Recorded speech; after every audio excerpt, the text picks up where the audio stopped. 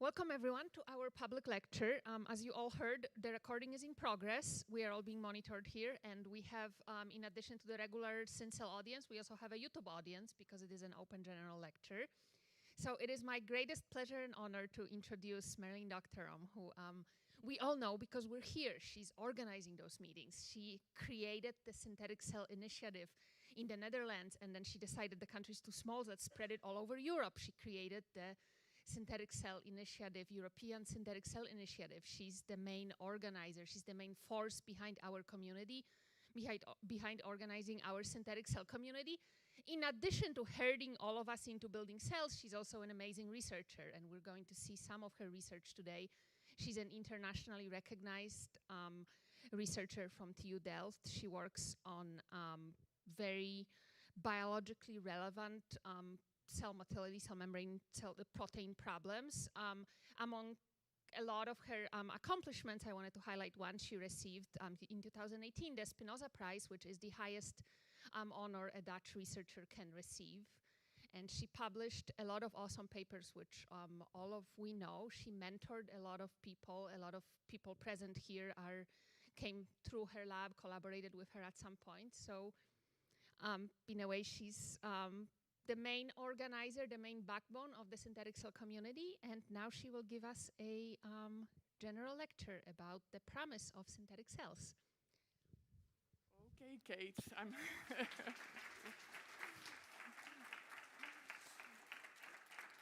I'm not completely sure that's what we agreed to, but thanks a lot. And no, before starting, maybe I should just start thanking all of you and of course, the many people who organized this meeting and also that we've been collaborating with over the years and getting inspired by over the years. So it's a community. That's what we're interested in. I think Kate knows very well what I'm talking about. So it's interesting. Tonight is a public lecture about the promise of synthetic cells. And the idea is to give a glimpse of why we are here, what excites us. And of course, I don't have to tell you, but you are the audience that I see. So I'm going to also hopefully relate to you. But then there's the online small general public that we cannot communicate with, unfortunately, but that is on a YouTube channel. So it's going to be a bit mixed. I'll try to explain, what excites us here, why we are here, who we are, and show a little bit of the research also of our own group, but also of what we are doing in the Dutch consortium BASIC, building a synthetic cell. So before I start, maybe I'll go by, this works, by just explaining all the logos that are on this first slide. So starting at the bottom, this is my home, the Department of Bionanoscience, Faculty of Applied Sciences at the TU Delft. We're also together with the quantum guys, as I usually call them, part of the Kavli Institute of Nanoscience, Delft. And we are here because of a meeting that we are organizing with the community, as I said. So we're the European Synthetic Cell Initiative, together with, we started this with Petra Schwille, who gave a talk yesterday, with Haken Bailey from the UK, with Emmanuel Théry, Laurent Banchois from France, and now also Jaime Rivas from Spain is formally involved. But this is sort of the formal core that is trying to, to organize an office headed by Stefania. She's there, very important person in the back. But of course, there's lots of other scientists in Europe who participate. Also, industries. Roel is very Bovenberg from DSM. A long-time supporter of our European initiative. Thank you also. And the basic logo is here. So this is, as I will show mostly today, is the Dutch consortium that received funding about 5 years ago, together to work for 10 years on building a synthetic cell. And in time, we are halfway in, building the cell. I'm not so sure. And this meeting, which is the International Synthetic Cell meeting 2022, is actually organized together with the US community, together, behind this logo, build a cell. So it's very nice to have you here. I see there's people also from from Asia. So, maybe we should have more logos here next time. And before I forget, this is the meeting is our second day. We will have another day tomorrow. And then we'll meet again May 22 to 24 in Minnesota next year. So we move to the US. So this is where we are. So I'm going to talk about cells, but just for the general public, and I think there are at least 7 on the, yeah. They cannot communicate with us, but at least we can show them who we are. So this is us. So this is earlier today, sort of on the other side of where I am now, when we were all gathering for the picture. So it's static, you cannot wave. And if you wave now, nobody will see it, but I guess that's the idea. So what's the plan? I want to just explain what are synthetic cells, or what do we call synthetic cells. Actually, if you ask different people, you will get slightly or maybe very different answers. And it starts, of course, by explaining what cells are. And it will be all, very rough and short, but at least to give you an idea.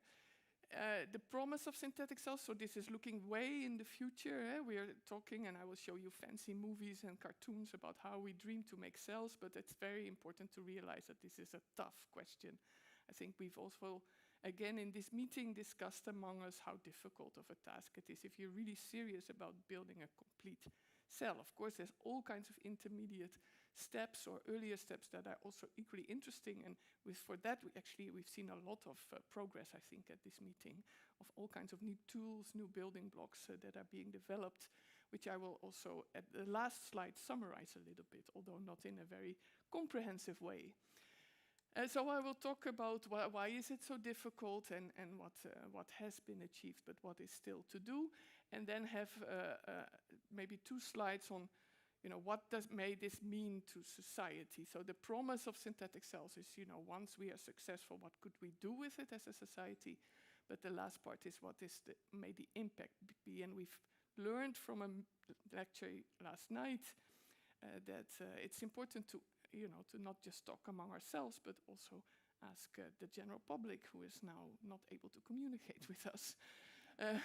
What do you think? But I'll give it a try anyway. So here we go.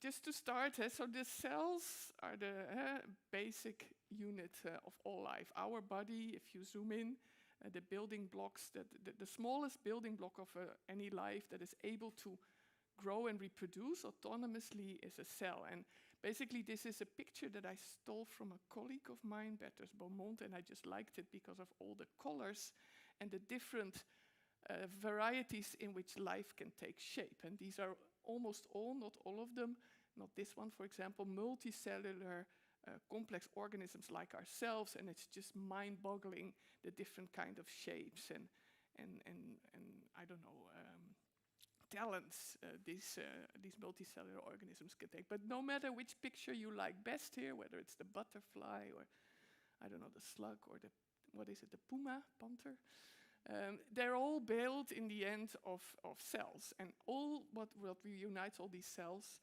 or what is similar to all of them, that they have the ability to autonomously grow and divide. Of course, you need to feed them. It's not that they grow from air. There's building blocks on a molecular scale that go in, but this, at the basic unit of these cells are alive. They can grow and divide. And that's equally true for these complex organisms like us, as it is for simple cells, like a yeast or bacteria, as I will show in a second. If you zoom in even further into single cells, and again, this is true for no matter which cell you take of what organism, the building blocks of cells are molecules. So molecules are maybe 1,000 or 10,000 times smaller than the cell size itself. They are so small that we make artist impression movies instead of real movies of these molecules. And this is by now quite a well-known and old movie artist impression of one of these molecules. It's a protein, it's a complex molecule that is able to, in this case, carry a vesicle, a small compartment with material inside through the cell. So you have to imagine we're now sitting inside one of these cells and we look around and we see these molecules that are doing things. So, and this is this is just a single example of literally a walking molecule, but there's a whole zoo of different types of molecules that somehow together make this cell what it is, and they are the basic units. They themselves are not alive, as we call it. They are not able to grow and reproduce autonomously, but actually all these molecules are based on information in the cell, another molecule in the cell called DNA, which is coding information for each and every one of these protein molecules. So every cell contains, our cells at least contain, and not our cells, but all the cells of life that exists on Earth today contain DNA that codes with their molecular code for proteins that can then be made by the cell to do all kinds of functions. So if you think, and now this is again a single cell, it's a real movie now, because this is at the scale that we can with a microscope actually look at them. And this is a yeast cell, it's a single cell organism. What you see in green is the genetic material, the DNA that I just talked about. And what is just, you know, no matter whether you study this 20 years or 30 years, is still completely amazing that each of these cells individually is able to duplicate a piece of DNA in green into 2 pieces of DNA, identical pieces, then grow twice as long and divide in the middle, and it starts over. So it's autonomously growing and shrinking each time, making 1 extra copy of the DNA, growing exactly twice as long and dividing more or less in the middle, and this is just going on. And somehow this ability to autonomously grow and divide, and the details will differ between different cells, it doesn't really matter, is all somehow the result of all these molecular building blocks inside these cells working together. And that's the big mystery still. So how many of these molecules do you need to take? Which ones exactly? How do you have to put them together in time and space to make this possible? And this is, I think, the basic question that fascinates us all, which is why we are here. So that's sort of the goal, at least for some of us, of building synthetic cells, and this is again a cartoon, is to learn how to take molecular components, put them in we usually take an enclosed membrane that mimics a cell in such a way, not that it looks exactly like this cell, but that it gains the ability to autonomously grow and divide. So that's what this whole program is about, learning how to go from the molecular scale, as we call bottom up, to learning how cells work. So this is just the same cartoon, but now in a moving fashion. So this is sort of our fantasy of what this synthetic cell may look like. It will not look like this, but it's just, again, showing you the main functionality that we're interested in understanding, and that is this container, which is made of a membrane, that every cell is able to grow twice as big, and then the DNA, which is shown here in red, makes 2 copies of itself. 1 copy goes to each side, and then it pinches off in the middle. So this is what we would like to achieve in the lab. So, and as I will show, we're still very far from that, even though we like to show these movies, and it looks very simple like that, it totally is not. And even though there's a lot of progress, it's really, I would say, one of the big open questions of science today to understand how this works. So I'm going to take a leap forward. And okay, what if it works? What if we are able to do this? What could it do for us? And now I'm going to introduce to you, and this is the promise of synthetic cells. So of course, we as scientists in this room would be just crazy happy if we could just do this, because it would make us understand, hopefully, how real cells work. But if you are able to do that, you may actually also use these cells for purposes that are hopefully of benefit to society. So this is where I introduce Charlotte. She's in the room here, but nobody can see her online. But hi, my name is Charlotte, she's introducing herself. And I'm a PhD researcher at Delft University of Technology. I work in the Dutch research consortium BASIC, or Building a Synthetic Cell. In our consortium, we try to build a synthetic cell from scratch. I work on designing and building the DNA that will be the basis of our synthetic cell. As you know, our climate is changing. We are in need of more sustainable production of, for example, fuels, plastics, and medicine. Currently, we produce those in chemical processes, and these use fossil fuels. In biotechnology, we can make industry more sustainable by using microorganisms instead of chemical processes. In the coming few minutes, I will show you how we do this and why we do this. In my lab, we study yeast. Yeast is a type of small fungus that is known for being able to produce beer and bread. Besides making beer and bread, yeast can also produce certain biofuels like bioethanol. In my lab, we study how we can change the DNA of this yeast, so it can also produce other valuable compounds, such as medicine or bioplastics. Alternatively, we can also work on changing what this yeast eats. For example, we could develop yeasts that eat plastic or even eat CO2 from the sky. Although products produced by yeast are slowly entering the market, it is still pretty difficult to do this at an industrial scale. This is because the production of, for example, fuels or medicine by yeast is very slow.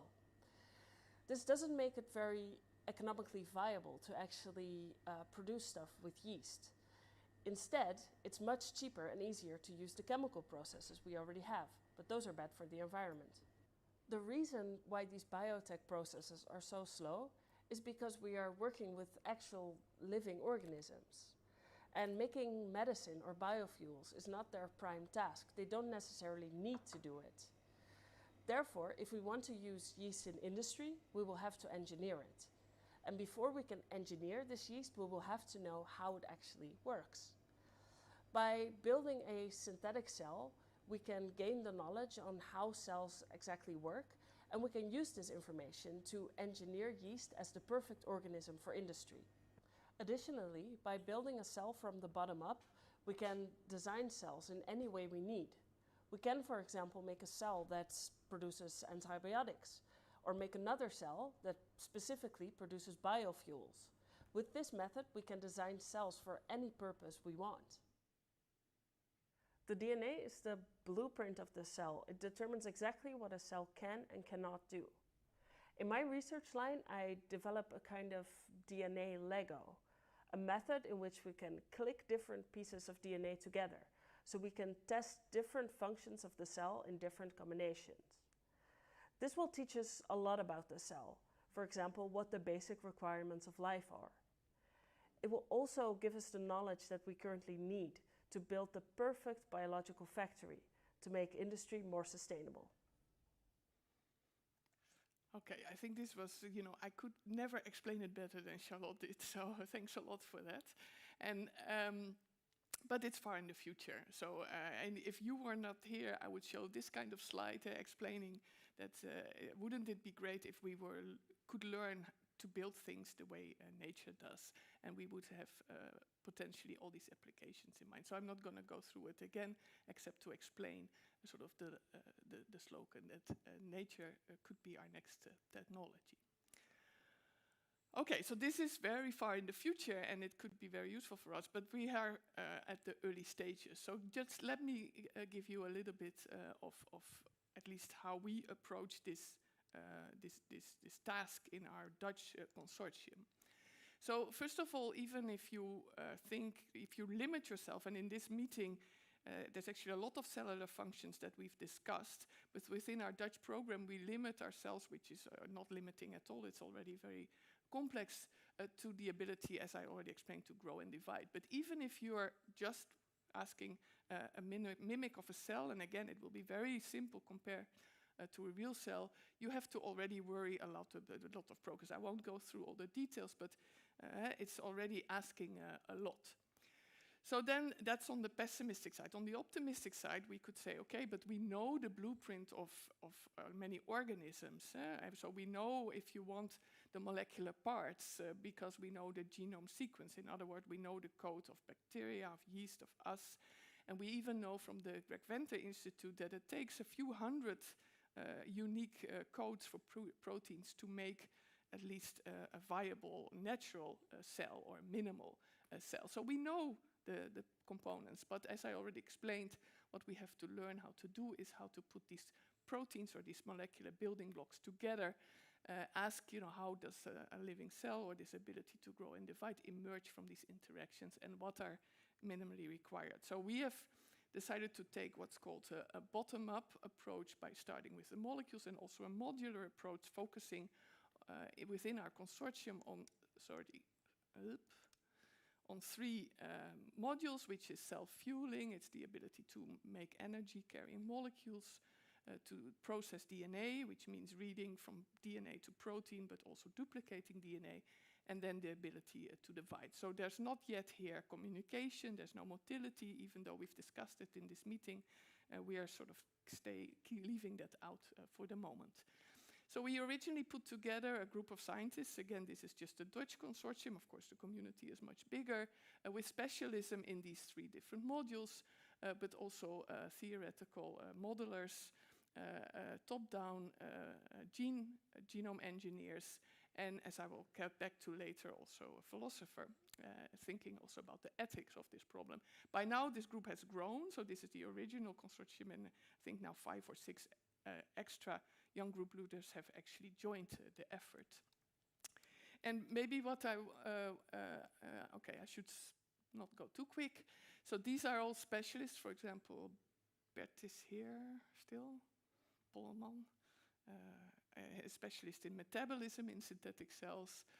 Christophe Danelon, he was here earlier, he's using cell-free systems like the pure system that we heard about earlier to express proteins in cell-free systems, and I'm on the mechanical side, interested in cell division. So I will take a step back and just talk a little bit about cell division and how we try to build cell division machinery in artificial cells. And actually, I start with cells that are way too complicated in a way for our purpose, but they are very beautiful movies. So this is pictures of how our cells divide. So many, actually even the yeast cell that I showed at the beginning uses some version of this mechanism. So you see 3 different versions of a cell that is dividing, and dividing here, I specifically mean first the segregation of the DNA, the taking apart the copies of the chromosomes, the DNA, and then eventually dividing in the middle. And what you see is that in complicated cells like ours, there's actually multiple pieces of DNA. These blue things here, each of them duplicate, and what these cells, sorry, it's not a looping movie, are really able to do is to position these chromosomes in the middle, pile them apart, and then constrict in the middle. So that's the real version of what I showed in the cartoon earlier, showing that it's already more complex. Of course, this is also a fairly complex cell.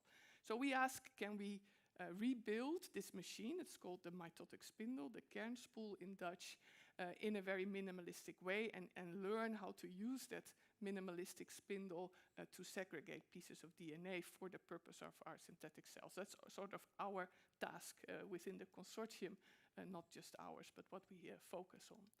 So it's maybe good to know, and this is what our group has been working on for a long time, that these green wires that you saw, that were putting the chromosomes in the middle of the cell and pulling the chromosomes, the pieces of DNA apart. If you zoom into them, to the molecular scale again, like we did in the earlier movie, you would realize that these are hollow tubes that are not static. They're like filaments that constantly grow and shrink. And by growing and shrinking, they can hook up to the DNA, grab the DNA, of course, it needs some other molecules, and eventually by shortening also pull the DNA apart. So we take these dynamic filaments and then put them in artificial cells. And the artificial cells that we make, that we use for the moment, eventually we want to go to these membranes, these closed membranes, vesicles that I introduced in the beginning. But this is an intermediate, simpler step where we have bubbles of the interior of the cell, water, if you want, inside an oil environment that we can easily make on a microfluidic chip. So sometimes, I get a bit more technical. It's not because, especially online, where should I look?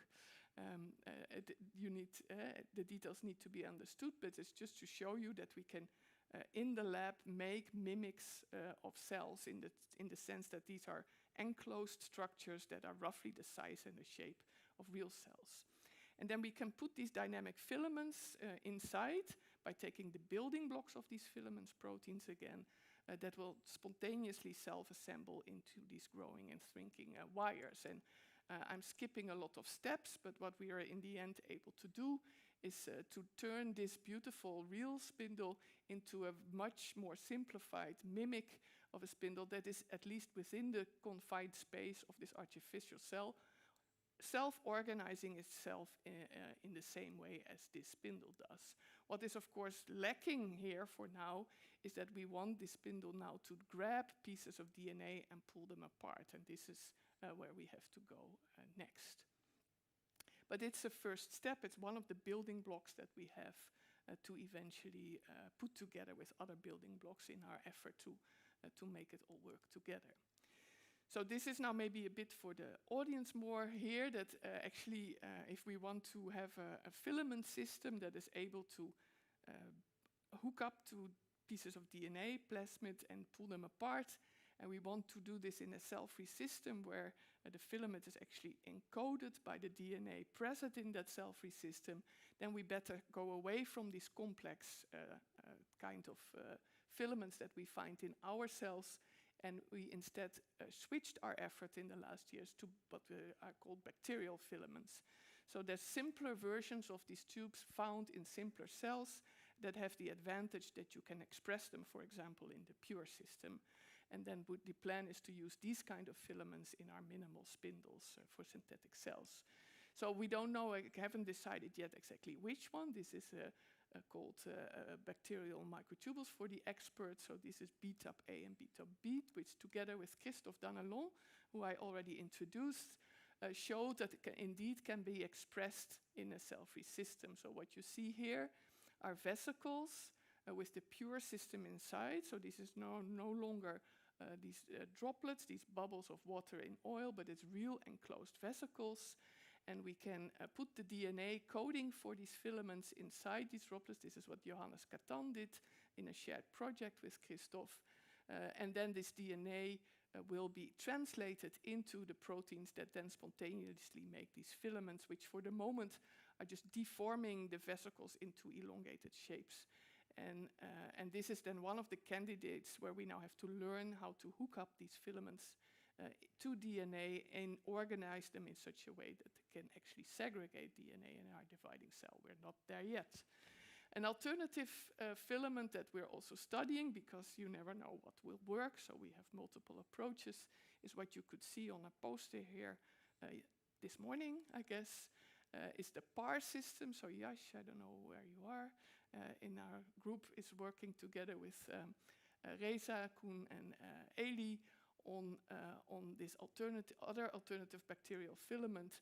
And another thing that we're trying to do is to not only make these filaments hook up to pieces of DNA for segregation purposes, but the molecules that you need, and again, this is now a bit more technical again, to hook up the DNA to these filaments, we want to make them light inducible. So the idea being that we can have filaments and DNA ignoring each other in the cell, then shine light such that they hook up to each other. And then the growth and shrinkage of these filaments can segregate the DNA the way we've seen in the complex spindle. So that is the plan. So this was just to give an example of the kind of tools we are building and how far we are, or how far we still have to go. And I'm just going to put that in perspective of what is going on in the rest of the consortium. So the next slide is, I guess, the ugliest one, the most technical one. But it's just to give maybe you here in the room an idea of where, as a consortium, what kind of discussions we're having at the moment of, what to do and what not to do.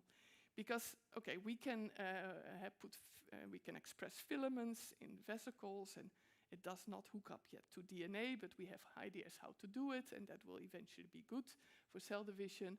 But we have, if we go from left to right here, if we have these cartoons of what our cells in the end need to do, they need to grow, they need to have pieces of DNA, and we're discussing, should these be single pieces of DNA or multiple pieces of DNA? Should they, divide themselves randomly over the two new cells? Should we have single copies that then get pulled apart like we are trying to do, or is maybe entropy going to help? And if all this is done, then we need to somehow split these cells in two, and it could be, if all goes really fancy, could be symmetric and well controlled. but we could also maybe allow for not so symmetric and not so well-controlled cells in the beginning. So we're, and we have progress, like Christoph is able to replicate DNA inside these vesicles in Bert Polman's lab in Groningen.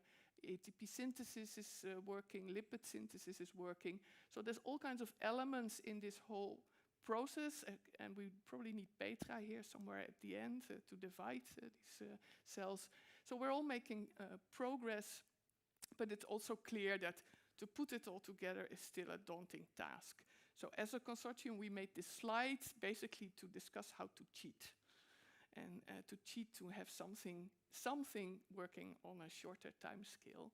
So we said, okay, the simplest we can think of probably has multiple copies of the genome. We let them randomly separate, and then every now and then, even if they divide asymmetrically, there will be maybe one that has the right amount of DNA and can survive, but it's not very well controlled. So we think this is sort of the simplest asymmetric cell we can think of.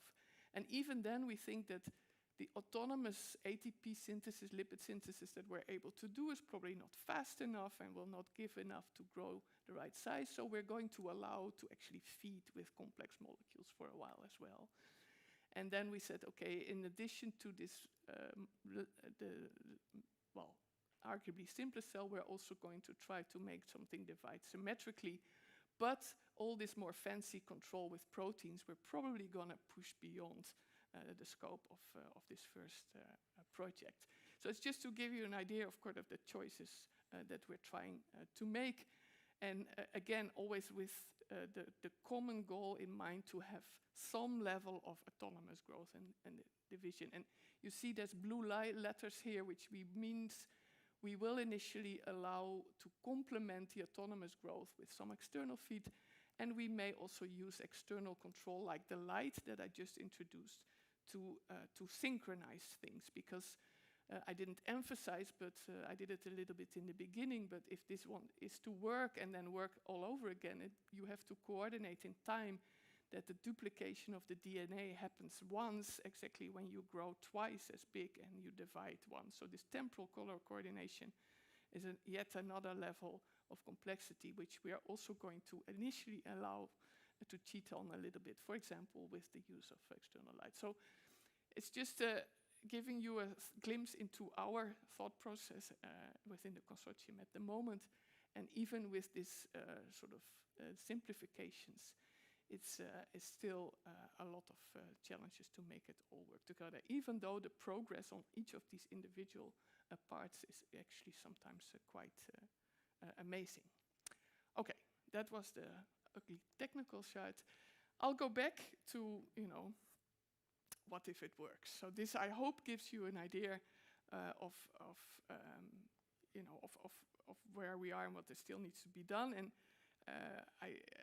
I said it already, I think, but we had many discussions in this meeting that, with all the experiments we do, we learn more how difficult it really is to achieve this final goal.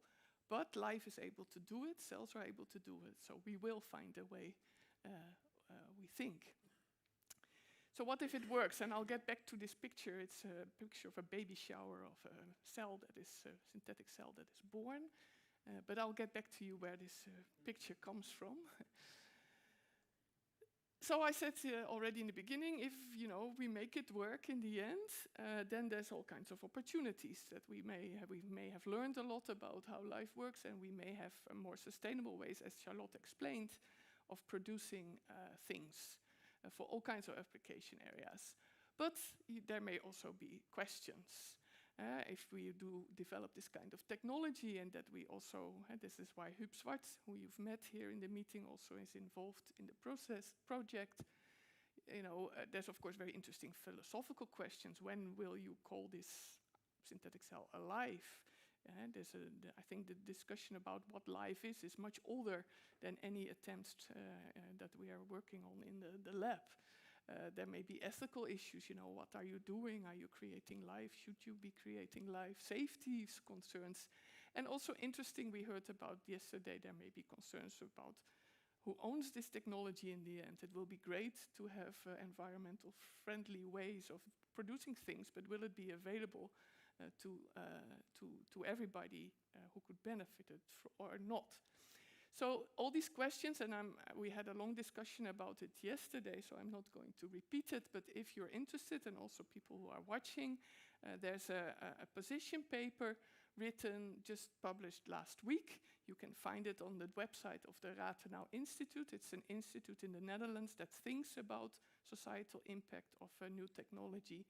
And basically this, we, together with them, put together what's called a future panel to think about these questions. And if you read the document, you'll see it's full of questions, not that many answers yet.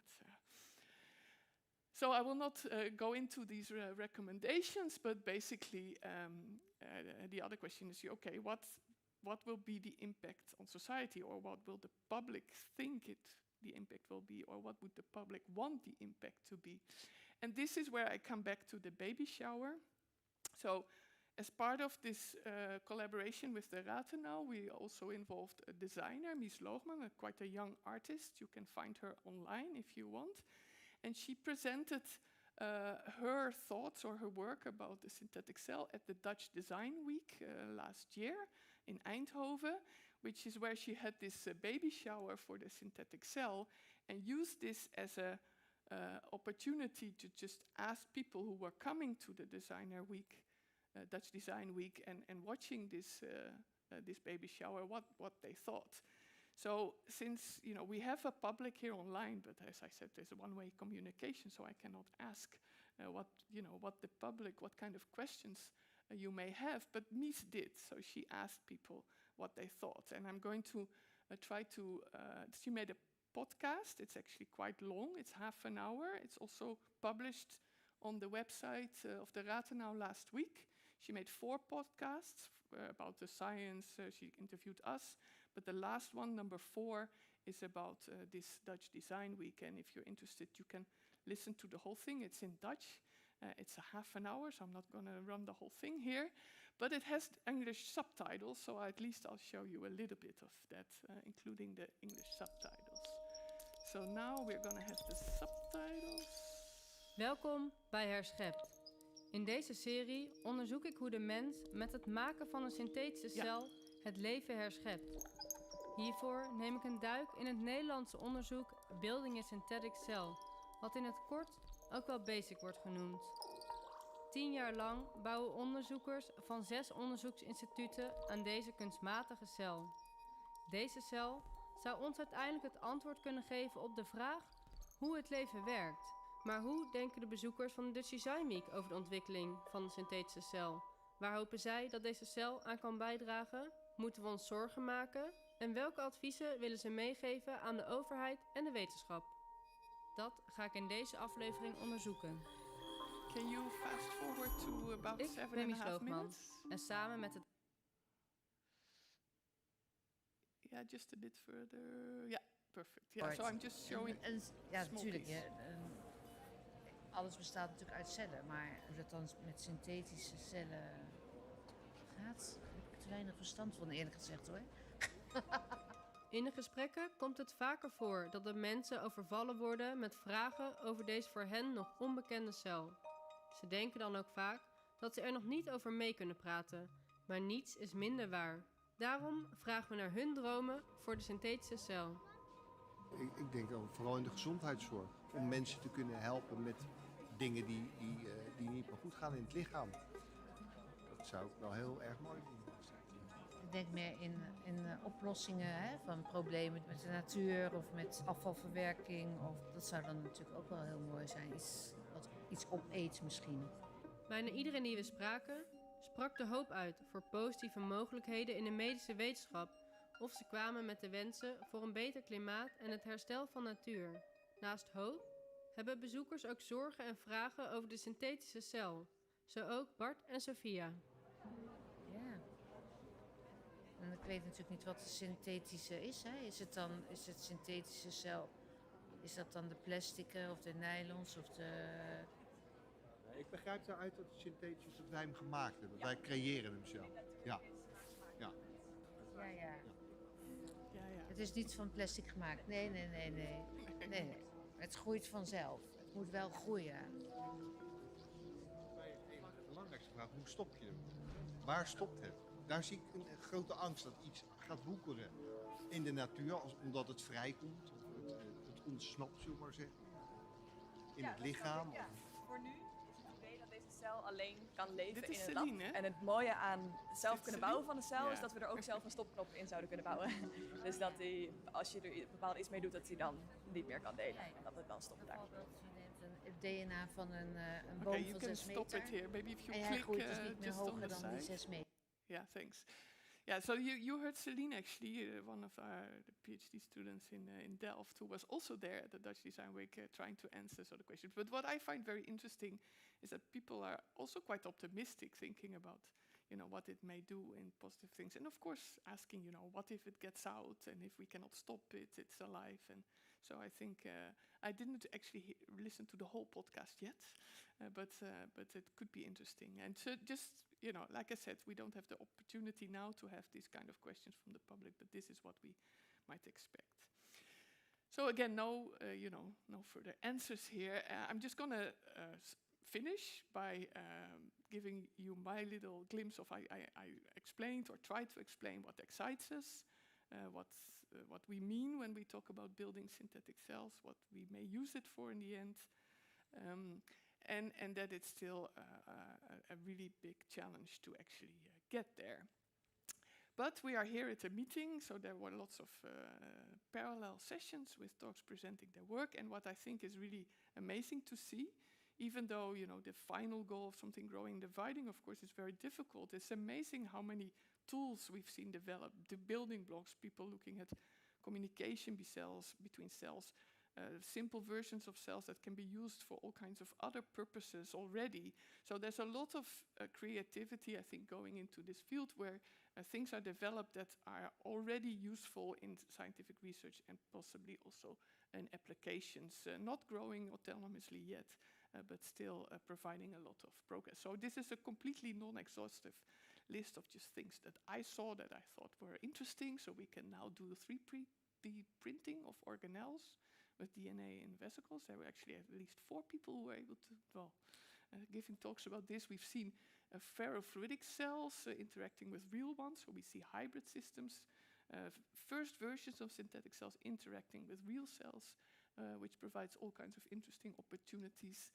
We've seen cells communicating with light, so static cells again that don't grow and divide, but that can talk to each other. So this is working, even though we've completely ignored that aspect in our project. And then things that I didn't understand so well yet, the hybrid systems that we've seen from Spain. We've seen there was somewhere synthetic cells in mice. This I completely missed, so if somebody can tell me about this. But this is all the interesting things that at least some of the interesting things that I see coming by. Then there's also people who get really inspired. We've seen Mies already, but I don't know who made this picture, but it was on Twitter. It says late night art. I think he or she, I don't know, here? Yeah, you made that. Sorry, I picked it from Twitter. And of course, this late night art was inspired by what was quite a spectacular, I think, talk that I missed also by Petra Schwiele. And this is a picture from the poster on the same topic, which was the opening talk yesterday, where you already see things being combined. So sometimes combinations of things work. So this is now a mimic of a bacterial cell that is actually building a structure in the middle that should help it divide, and the first steps of that are moving. And this is even more sophisticated than that, because it knows where the middle of this structure is, because there's this protein, this glow of pink molecules going left and right. And this was, I think, her talk yesterday at 3 o'clock. But just a few hours before that, Celine and Marijn were explaining the exact same experiment, showing how you can actually express these proteins in the pure system, in a cell-free system, in the lab. Oops. And they were, so you see here the bacteria. This is the source of inspiration for this, and they are expressing these proteins. And yesterday morning, we were explaining to this nice lady in green. Now, this is not a question for the Dutch people. It's a question to everybody else who recognizes this nice lady in green. She's missing a crown. Anybody? No, it's our queen, Maxima, who was visiting the lab yesterday. Looking at our synthetic cell, a European project. So that's going back in time, late at night, in the evening, or in the afternoon, and early in the afternoon. And then I think I'll stop by showing what happened really early on in the meeting, which was also quite spectacular. Also shown on Twitter, which was a real experiment. So, we have artists or people getting inspired. We have all kinds of progress, and we even start to have activities of building these cells, even though they're first steps, live in our meeting. So thank you, Kate, for doing that yesterday. And with that, I'll stop.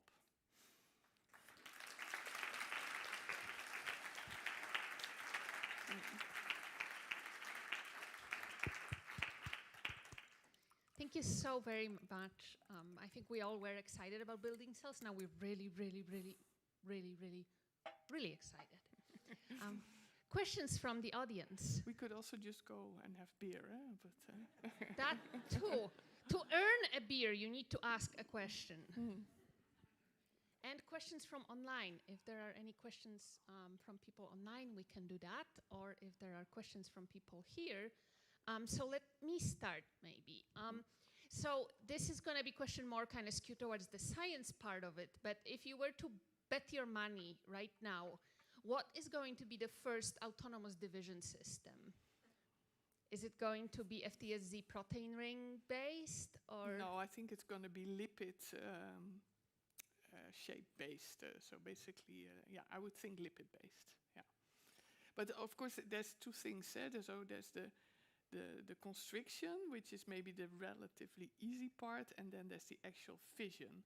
So one of the things we were thinking about with this external feed, so we want to also make a life on a chip where we sort of run vesicles in a circuit, let's say, and then at different places maybe add lipids that will change the volume to area ratio, change the curvature, and then maybe we will initially need an extra trigger to have this final pinching off. So I think more likely a lipid-based will be first. I like that, being a lipid person. Any questions I'm from not, the? Any questions from the room? Go ahead. If you could have one wish, and you can't wish for a synthetic cell, but No. for one new thing, one extra component or technology or group of people or whatever it is, to help build a synthetic cell, what would you wish for? Well, what would be your answer? Yeah. No, of course, what is our weak point, and I mean very close to us, is that we are too much bottom up in a way. Yeah. So I think you need some kind of creativity or engineering spirit, and that's, I'm sure, also why you're asking to force shortcuts and because we are very bottom up, and maybe we need also there a bit of hybrid and cell-free systems. Maybe that will be really needed initially. So and that's all fine. So as a community, I think we have that complete spectrum, which is it's very nice to have this coordinated program in the Netherlands, but it's taking one angle to the problem. And we probably need all of these different angles, and then who knows where it will come from first. Yeah, doesn't matter. I find it hilarious that we're using cell-free systems to build a cell. Well, we were just discussing with Paul. I mean, he showed this slide where you take cells to make the lysates. You take cells, you spin them down, and you can always go back. You can dry them and still go back. And then there's this lysis step. And after that, you can never go back. And then at the end of his talk, there was, we should use this cell-free system as a basis for the cell. So, but you think all you have to do is put a membrane around it, but that doesn't work. So, and Sounds then simple. Yeah, but then we discussed maybe you should, do that lysis step in a very subtle way and just see, now when is the point of no return? Because it's crazy that, maybe that's what we should be doing in those experiments. We just had a paper accepted with Wilhelm, which I don't think is here anymore, about how we tried it and failed. Yeah. So it's not that simple to put the membrane back together. No, apparently not. Any more questions from the audience? Go ahead. I mean, thanks for everything in general. Well, yeah, he was supposed to do a postdoc in our group, and then he... Yeah, thanks for not hating me. Yeah, and then he didn't come. But like you found that the basic, and it must have been amazing seeing how in a relatively short time span it became the European synthetic cell. Then we have the build the cell American version and everything. But coming back to the if you had a wish kind of questions, like do you think this is the best way to approach the problem as a community? Do you think there should be a bigger consortium sharing PhD, open source science in the community, or maybe actually no, every group should work a lot hard on their problem and then we meet every year? I mean, what's your dream? No, I mean, if we knew how to organize that, it's also something that you can... it's like making all these cartoons about how the cell will work. You can sort of talk about it, think about it, but the question is how to make it happen. And so getting together more often, sharing resources, protocols, all that is useful. But at the end of the day, the thing that works best is face-to-face contact, being in the lab together. But of course, all these other things can help, like sharing and not trying just having a, well, whatever you want to call it, healthy community which is out there to help each other instead of trying, it's so difficult anyway, so nobody has to dream to be the first to make it happen. It's gonna somehow emerge somewhere, only if we work together. So that I don't know if it's a dream, it's just something I enjoy. Yeah. Is there a number, maybe that you wish for? Would $50 million a year and strong central program management to coordinate, so would you build a cell like that? Yeah. So we were hosting the Queen yesterday in Delft, but we were also hosting Maria Gabriel, the European Commissioner for Research and Innovation, and a few other things. She has a busy portfolio. And to her, we would say we need 100 million coordinated European program so that we can beat the rest of the world. So there we use the word beat. Because Europe, of course, wants to also, like everybody else, be independent when it comes to new technology. What would first prize be in that case? Yeah, but then, sort of we help, I guess, each other to convince our politicians to invest in this. But yeah, we had at some point in Europe this possibility of flagships, and it was like $1 billion. That's too much. It's too many, but this Dutch zwaartekracht program, gravitation program as it's called, you would need that at a European scale. So I don't know, 100 million, but maybe that's too, maybe it's not ambitious enough, but that's at least what we argue for now in Brussels. So I'm a bit curious about whenever you started everything and started organizing everything. Stop. I this meant meeting. The general we. Yeah. I meant the general we. Yeah, as because in the people organizing it are there in the back. The group, when the group started organizing this and came together and started collaborating, I was just wondering what brought about this very focused sphere on bringing in the public and how the philosophy so early on, which I think is really admirable. And I was just wondering how that started. Yeah, so I think it's not simply to our credit. I think it's on this topic it makes a lot of sense, because if you say you're going to create cells, create life, you very quickly when you get into these questions. And when we first put this consortium together, I think it was Bert who brought in, Bert is gone, huh? Yeah, he was here earlier, from Groningen, who brought in Huub Zwart, who is also gone now. So I don't remember exactly, except that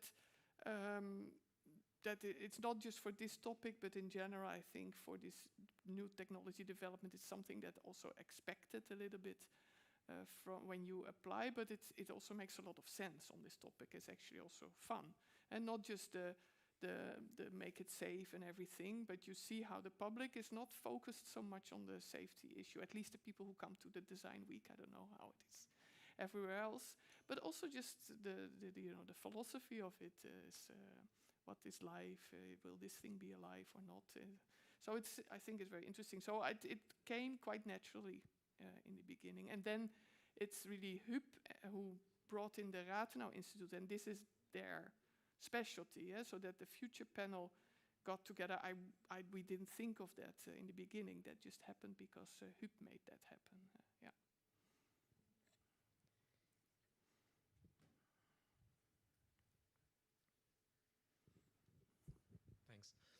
Thanks. So you raised the question of what happens if we succeed, and I want to raise the opposite question: what happens if we fail? So what if tomorrow someone mathematically proves it's simply not possible to build it? Fine. What do you think are, for now, the major achievements of the field, something that the field and the community came up with that was already worth going this way because it has a value for science and society? Yeah, so I think that really has to do with the broader field of bottom-up biology, that building parts of cells from scratch just helps us. It's one of the ways to understand how a mitotic spindle works, how a metabolism works. So there you have the cell biological experiments where you remove things and you I think there's plenty of examples of individual cellular processes where the complementarity between this bottom-up approach and the live cell experiments together just bring us forwards in understanding how cells work. I think there's examples of success in that sense all the time. And then there's also, I think, it's not something I focus on, but technological advances using vesicles. To make the cell-free systems, you can make things already with it or use it to for biomarker production. Paul knows better than me, but there's a lot of useful technology that came out of it already, maybe used in other fields of sciences. Some people say the RNA, and that's a bit far-fetched, I would say, but nanotechnology and the RNA vaccines that we now have, you could make a link there as well if you want to push it. Thanks very much, Marileen. So what if we don't want to push it, right? You brought in so many different voices, but the question I'm asking myself is when are we done? How would you define the first synthetic cell that truly deserves its name? What do we need to do as the final aim? So to me it means some form of reproduction. So not, that's I think the defining ability to. So you could say evolving is important, communicating is important, but autonomously making 2 copies of itself, I think that would be, to me, sort of a big milestone. Yeah. But what if you could make something that was exactly like a macrophage, and it could go through your body and it could eat other things? It just couldn't divide. Yeah. So, but that could be very useful. You mean? No, I would call that a living cell. I don't know. Well. Yeah, no, I wouldn't, because it cannot reproduce. So, but that's, it is very funny when we had applied for the program, we had, of course, this discussion also with the committee, and they said, a crystal can replicate itself. If you take a salt crystal, it can make itself twice as big. So that's alive. It's like, okay. So you can always get into discussions by the exact meaning of your words, but I think we know what we mean by autonomously growing and dividing. And based on, and of course you can maybe think of all kinds of other non-biological systems that could do something like this, but we're talking here about a cell mimic, so something based on DNA and proteins, even though as a community there's a lot of effort, of course, with these hybrid systems that I didn't really explain anything, of course, but the use of non-biological molecules or supramolecular chemistry, so there's all kinds of other ways to make life-like properties that maybe eventually also could lead to a reproducing, information-carrying life cell. Yeah. So the definition in the end, you can. It's not. It's it's not black and white. Yeah. Thank you very much. Any more questions? So thank you very much again, Marileen. That was a real treat. And